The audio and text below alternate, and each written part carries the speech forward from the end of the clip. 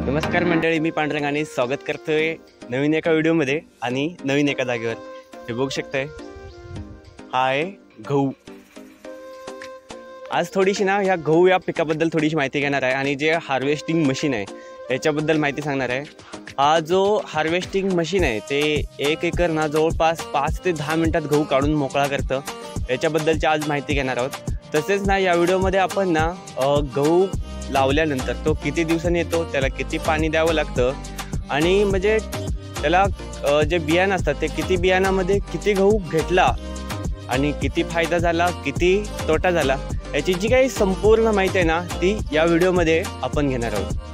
Video शेवटपर्यंत नक्की पहा. जर व्हिडिओ आवडला असेल तर नक्की लाईक करा आणि जर चॅनलवर आपण नवीन येत असाल तर चॅनलला पण सबस्क्राईब करा, कारण असेच माहितीपूर्ण जे व्हिडिओ आहेत ते आपल्या चॅनलवर येत असतात.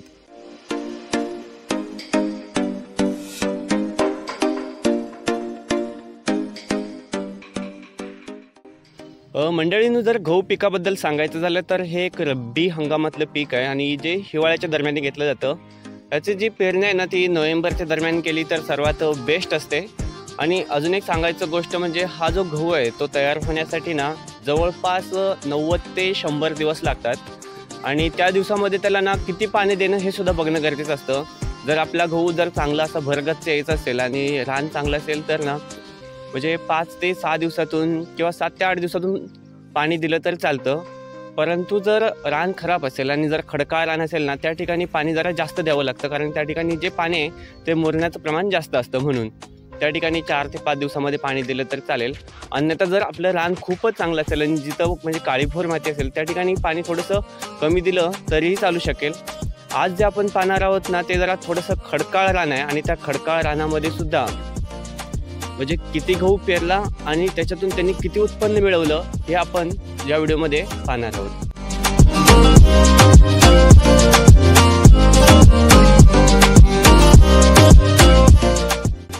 मंडळींनो, गहू काढण्याच्या ना खूप वेगवेगळ्या पद्धती आहेत आणि तुमच्याकडे कोणती पद्धत वापरतात ते सुद्धा कमेंट बॉक्समध्ये नक्की सांगा.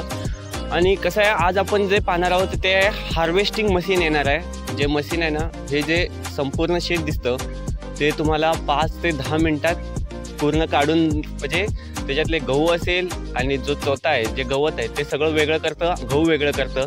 ह्या गोष्टी आहे ना एवढ्या फास्ट होतात ना, म्हणजे जो आपला भारत आहे तो विकासाच्या दृष्टिकोनातून पुढे चाललेला हे दिसून येतं. ते तुम्हाला यंत्राद्वारे कळेलच. त्याआधी यंत्र बघून घ्या, नंतर आपण त्या यंत्राबद्दल थोडी माहिती घेऊया आणि त्या यंत्राने अजून कोणते पीक काढलं जातं ते सुद्धा बघूया.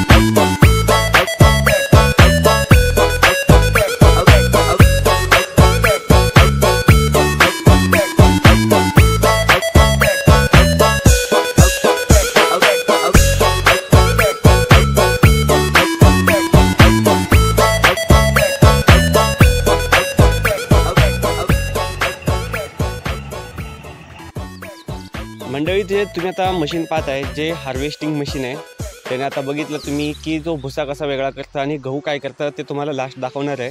ते गहू सगळं हातात घेते.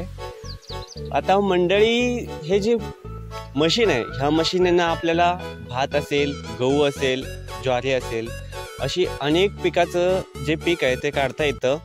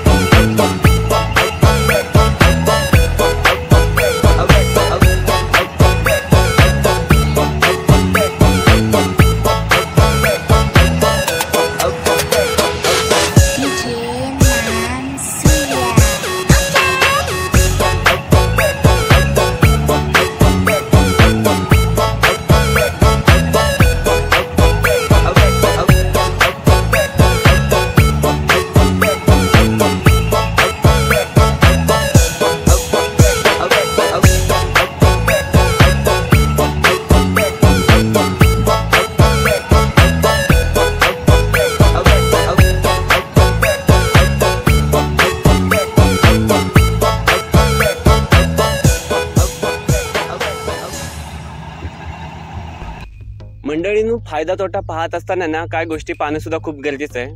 हे जे रान आहे हे पहिलं बघू शकता, हे थोडं ना खडका रान आहे. या ठिकाणी काळी माती नाहीच आहे आणि जास्त करून हे खडका रान आहे. दुसरी गोष्ट, या ठिकाणी पाणी किती उपलब्ध आहे ते सुद्धा बघण्याचं गरजेचं आहे.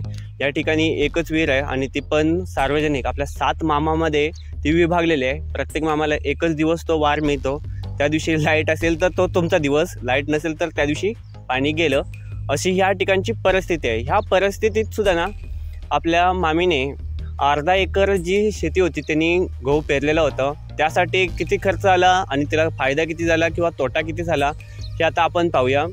तिने हे गहू पेरण्यासाठी ना 2 पॅकेट आणलेली होती. जे एक पॅकेट असतं ते 20 किलोच असतं आणि त्याची जी किंमत आहे ती 2,500च्या आसपास असते. म्हणजे 2 पॅकेटाची जवळपास 5,000 रुपये किंमत होते.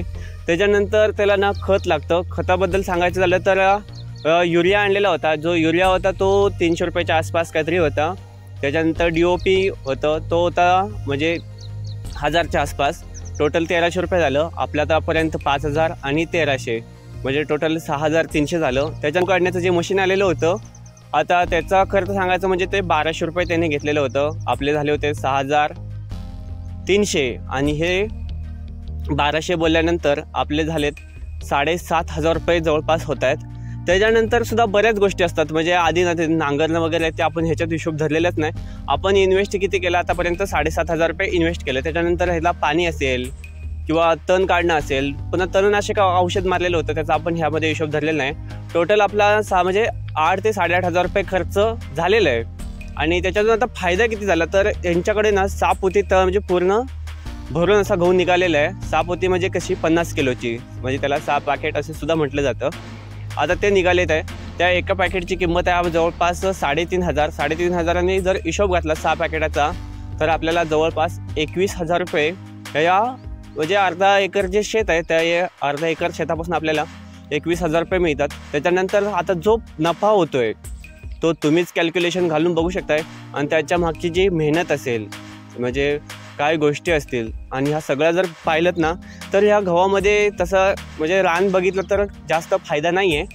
रान चांगलं असेल, पाणी भरपूर असेल तर ह्या गव्हा पिकामध्ये तुम्हाला भरपूर फायदा आहे. परंतु आता जे मी सांगितलं ते तुम्ही कॅल्क्युलेशन घालून सुद्धा बघू शकता. हे फक्त 3 महिन्याचं पीक असतं आणि त्या 3 महिन्यामध्ये किती फायदा झाला किती तोटा झाला हे तुम्हाला मी आता सांगितलेलंच आहे.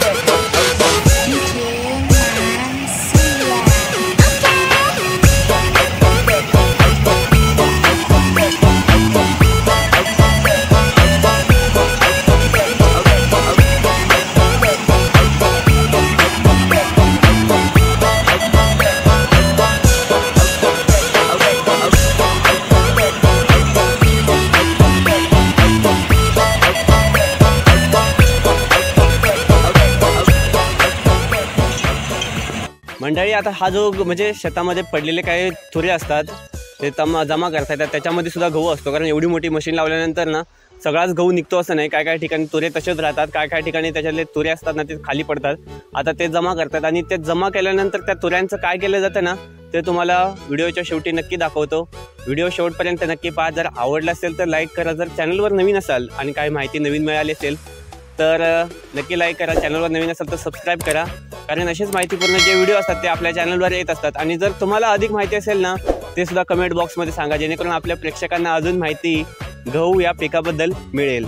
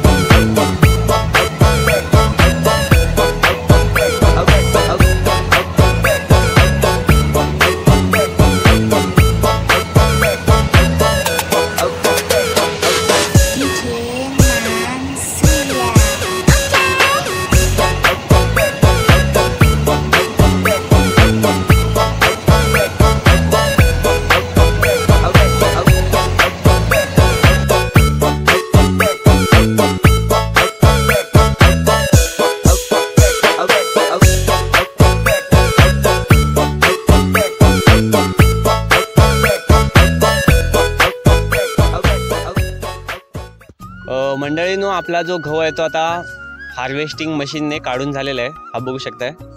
आणि तो कशा प्रकारे काढला जातो ते तुम्ही या व्हिडिओमध्ये पाहिलंच आहे. परंतु ह्या एवढ्या मोठ्या मशीनने गहू काढल्यानंतर त्याचे फायदे भरपूर आहेत. म्हणजे मनुष्यबळ कमी लागतो, कमी खर्चामध्ये आपला जास्त गहू काढून मिळतो. परंतु मंडळी त्याचे काही तोटे सुद्धा असतात. तर तो तोटा तुम्हाला या व्हिडिओमध्ये दाखवणार आहे. हा बघा, माझ्या हातात ही कुडी आहे, याला गवताची म्हणजे गव्हाची कुडी असे म्हणतात. काय होतं की एवढा मोठा गहू काढताना काय त्याच्या कुड्या असतात ना गहू काढताना, त्या तशाच खाली पडतात आणि म्हणजे त्याच्यातून सुद्धा काय गहू असतो तो मिळू शकतो. हा त्या मशीनचा सगळ्यात मोठा एक तोटा असतो. परंतु जर बाकीच्या मशीनचं जर कॅल्क्युलेशन घालून हिशोब घातला, म्हणजे छोट्या मशीन असतात ना त्याच्यापेक्षा हे खूप पटीने चांगलं असतं आणि फायदेमंद आहे. परंतु जे नुकसान आहे ना ते अशा कुड्या पडतात, ते तुम्हाला दाखवतो कशा कुड्या पडतात आणि त्या कशा जमा कराव्या लागतात आणि जमा केलेल्या कुड्यांचं काय केलं जातं हे तुम्हाला व्हिडिओच्या शेवटी नक्की दाखवतो. इकडे बायको आणि आपल्या सासूबाई कुड्या जमा करतात. दाखव भाऊ, एवढे जमा केले आहेत. आणि इकडे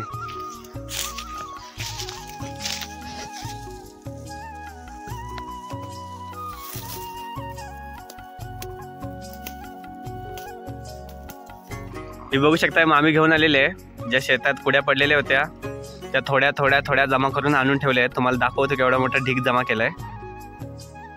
मंडळींनो, ज्या शेतात कुड्या पडलेल्या होत्या ना त्या जमा केलेल्या आहेत. अजून सुद्धा काही शेतात पडलेल्या आहेत, त्या थोड्याफार जमा करून आणल्या आहेत. आणि इकडे बघा, सासूबाई बडवायला लागले. ही पारंपरिक पद्धत आहे आणि याच्यापासून ना हे बडवून गहू सेपरेट केला जातो, ते तुम्हाला दाखवतो.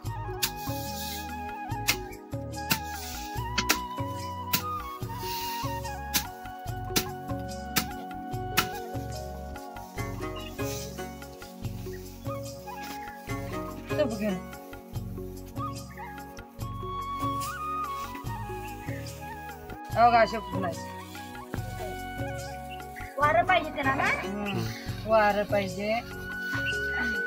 वारं नसलं की उकळून घ्यायचं. म्हणजे पाकडून घ्यायचं.